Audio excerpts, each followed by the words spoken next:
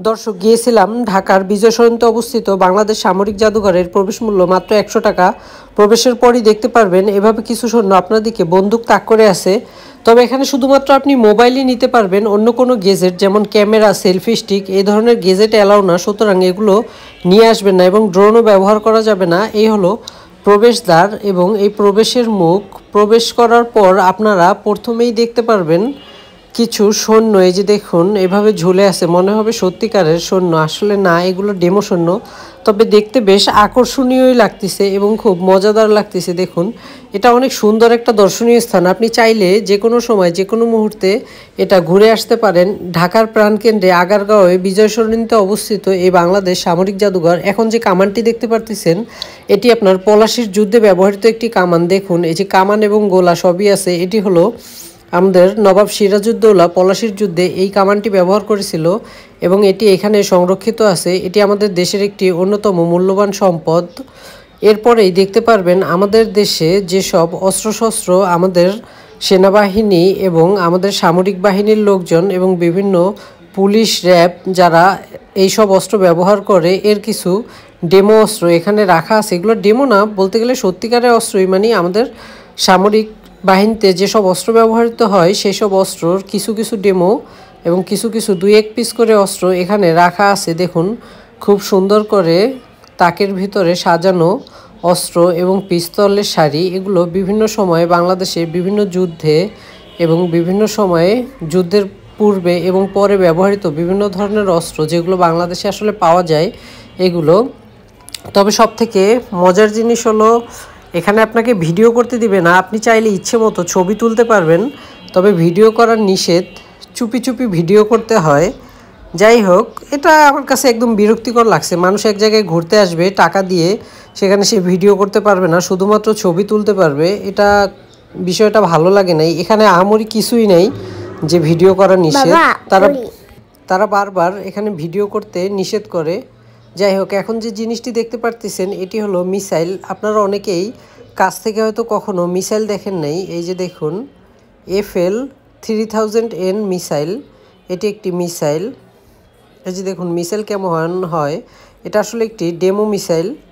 এরপরে দেখতে পারতেছেন কিছু বাংলাদেশ নৌবাহিনীর ব্যবহৃত বোট, যেগুলো আমাদের বাংলাদেশ নৌবাহিনী ব্যবহৃত করে, এর কিছু ডেমো বোট এখানে কাচের ভিতরে থরে থরে সাজানো আছে।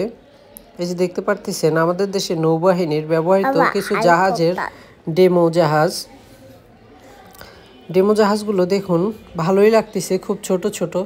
এরপর যেটি দেখতেছেন এটি একটি ডেমো জাহাজ, কিন্তু এটি একটি ডেমো নৌকা, কিন্তু নৌকাটি দেখেন অনেক বড়। এটি শুরুতেই আছে এবং জাদুঘরের ভিতর থেকে বাহিরের দৃশ্য দেখা যাচ্ছে কত সুন্দর, বেশ অসাধারণ চমৎকার। এই দৃশ্যটি আমার বেশ ভালোই লেগেছে। এই জায়গাটা যখন রৌদ্র উজ্জ্বল থাকে তখন খুব সুন্দর দেখায় বাহিরের দৃশ্যগুলা, দেখুন বেশ চমৎকার লাগতেছে। এরপরে দেখা যাবে কিছু ছোট ছোট ডেমো নৌকা। দেখুন এটা বাংলাদেশে ব্যবহৃত বিভিন্ন ধরনের নৌকার ডেমো নৌকা এখানে রাখা আছে।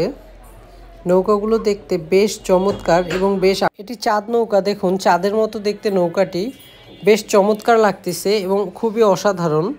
এই যে নৌকাগুলো এগুলো আমাদের দেশে বহু পূর্বে ব্যবহৃত হতো, এখন আর এই ধরনের নৌকা তেমন একটা দেখা যায় না। দেখুন আমাদের দেশে ব্যবহৃত অনেক পুরাতন আগের নৌকার কিছু কিছু ডেমো নৌকাগুলো বেশ আকর্ষণীয়, আমার কাছে বেশ চমৎকারই লেগেছে এর কারুকাজ। এবার যেটি দেখতেছেন এটি একটি ডেমো যুদ্ধ জাহাজ, যেটি আগে ব্যবহৃত হতো। তবে আমাদের দেশে এরকম যুদ্ধ জাহাজ ব্যবহৃত হয়েছে কি না কাঠের তৈরি সেটা আমার আসলে জানা নেই। এরপরে দেখুন এই যে ডেমো হেলিকপ্টার এবং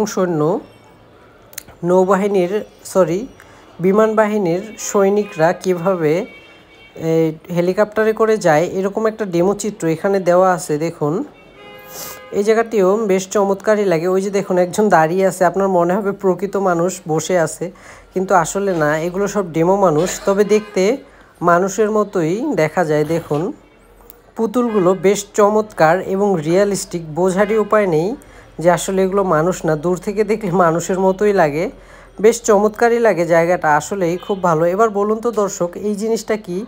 এটি খুবই ভালো লেগেছে আমার কাছে। এটা অনেক বড়, ক্যামেরায় কেমন দেখা যাচ্ছে আমি জানি না, তবে জিনিসটা বেশ বড়। এটা হলো বড় বড় জাহাজ যেগুলো সমুদ্রে চলাচল করে সেই জাহাজের পাখা, সেই জাহাজের পাখাগুলো দেখুন কত বড় হয়। এটা অনেক বড়, আপনি কাছ থেকে না দেখলে বুঝতেই পারবেন না যে জাহাজের পাখা কত বড়। এরপরে এই যে দেখুন নৌবাহিনী স্পিডবোটে করে কিভাবে গুলি করে বা কিভাবে সামরিক মহড়া চালায় তার একটি স্থির চিত্র, ডেমো চিত্র। সব থেকে মজার লেগেছে এই যে নিচের এখানে দাঁড়ালে আপনি মনে হবে যে আপনি সমুদ্রের খুব কাছাকাছি বা সমুদ্রের ভিতরে আছেন। দেখুন জায়গাটা বেশ চমৎকার, খুবই আকর্ষণীয়। আমার কাছে এই জায়গাটাই সব থেকে সুন্দর এবং চমৎকার লেগেছে। এটা একটা 3D লাইট যেটা আপনাকে একটা সমুদ্রের ফিল দেবে, মনে হবে যে আপনি সমুদ্রের পাড়ে দাঁড়িয়ে আছেন। দেখুন কিভাবে ঢেউ আপনার ফ্লোরে আছড়ে পড়ছে। এবং এই যে কাঁকড়াটা দেখুন, আমি হাঁটতেছি, কাঁকড়াটা হাঁটতেছে, মনে হচ্ছে যে কাঁকড়াটা আমার সামনেই হাঁটতেছে। বেশ চমৎকার। আমার কাছে এই জায়গাটাই সব থেকে আকর্ষণীয় লেগেছে। কিন্তু এখানে ভিডিও করা খুব নিষেধ, মানে ক্যামেরা দেখলেই তারা বারবার ক্যামেরা অফ করতে বলে, যা খুবই বিরক্তিকর। আমার কাছে এই ভ্রমণে শুধু এই জিনিসটাই খুব বিরক্তিকর লেগেছে যে ভিডিও করা কেন নিষেধ হবে। আমরা টাকা দিয়ে আসছি, আমরা টিকিট কেটেছি, আমরা অবশ্যই ভিডিও করা এবং ছবি তোলার অধিকার রাখি না। তারা ছবি তুলতে দিবে বাট আপনাকে কোনো ভিডিও করতে দিবে না। যাক, তারপরেও লুকিয়ে লুকিয়ে ভিডিও করা। পুরো সামরিক জাদুঘরের এই জায়গাটি আমার কাছে সব থেকে বেশি আকর্ষণীয় লেগেছে। দেখুন দর্শক, এখন যে মানুষের মতো দেখতে পারতেছেন, এরা আসলে মানুষ না, এরা আসলে পুতুল। মনে হবে যে খাবারের টেবিলে খাবার নিয়ে আসতেছে। দেখুন, আপনার মনে হবে যেগুলো বাস্তব মানুষ, তবে মানুষ না, এরা আসলে পুতুল। দেখুন পুতুলের মতো কিভাবে দাঁড়িয়ে আছে, দেখতে বেশ ভালোই লাগে। এবং এই ভ্রমণটা আপনাকে আসলে আনন্দ দিবে। এরপরে এই যে দেখুন, এটা বিমানের একটি ইঞ্জিন এবং একটি সচল আছে দেখুন বিদ্যুতের সাহায্যে। এবং উপরে কিছু ছোট ছোট ডেমো বিমান দেখতে পারবেন। দর্শক, এখন আপনারা যে অংশটি দেখতে পারতেছেন এখান থেকে বের হওয়ার রাস্তা, মানে এক্সিটের অংশ। এবং এখানে আপনি দেখতে পারবেন বাংলাদেশ সামরিক বাহিনী ব্যবহৃত বিভিন্ন ধরনের ডেমো বিমান। দর্শক, ভিডিওটি যারা আমার ফেসবুক পেজে দেখতেছেন, ভিডিওটি ভালো লেগে থাকলে অবশ্যই আমার পেজটি ফলো করে দিবেন। এবং যারা ইউটিউবে আমার ভিডিওটি দেখতেছেন তারা অবশ্যই আমার চ্যানেলটি সাবস্ক্রাইব করে দিবেন। ভালো থাকবেন সবাই। আল্লাহ হাফেজ। আসসালামু আলাইকুম।